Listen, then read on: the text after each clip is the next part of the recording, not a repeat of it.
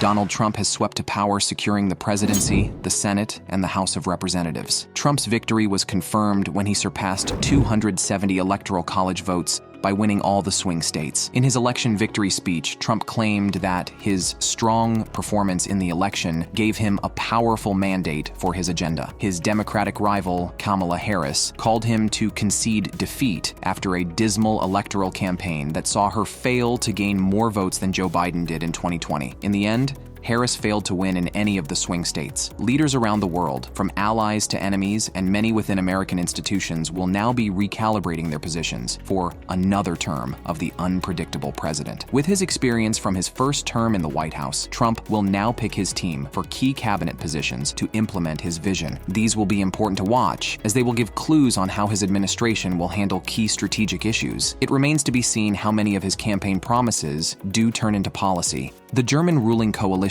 has become the first political victim of the Ukraine war, as the country's ruling coalition collapsed as the German chancellor sacked the finance minister over persistent disagreements on economic policies. Germany's ideologically diverse coalition government had been marred by internal political divisions and diverging policy priorities since taking office in 2021. A November 2023 federal constitutional court ruling against government plans to reallocate 60 billion euros of unused debt earmarked for the pandemic crisis response to balance its budget limited the government's room to maneuver and increased intra-coalition tensions. When Germany cut its energy with Russia when it invaded Ukraine, the German economy has been struggling to grow, and discontent had been growing against the coalition due to the bleak economic situation. National elections were due in September 2025, but opposition parties are now calling for a vote of no confidence, which could take place as early as January 2025. The ripple effects of the Ukraine war has now come to Europe's largest economy. Qatar has suspended its key mediation efforts between Hamas and Israel. After growing frustration with the lack of progress on a ceasefire deal for Gaza, it wasn't immediately clear whether the remaining Hamas leadership hosted by Qatar must leave or where it would go. Hamas has good relations with Iran and Turkey, and some of its leaders are now in Lebanon. Qatari officials said they are highly unlikely to return to mediation efforts until both sides show serious political willingness to reach a deal. A U.S. official said the Biden administration informed Qatar 2 weeks ago that the Hamas office's continued operation in Doha was no longer useful and the Hamas delegation should be expelled. Talks for a ceasefire have stalled for over a year as Israeli officials have continued to add conditions, even after a deal is agreed, or have dragged their feet as they change the facts on the ground. Hamas, being the weaker party to the talks, are in no position to impose conditions to the talks, and with Israel continuing with its onslaught, it's never been sincere in these talks.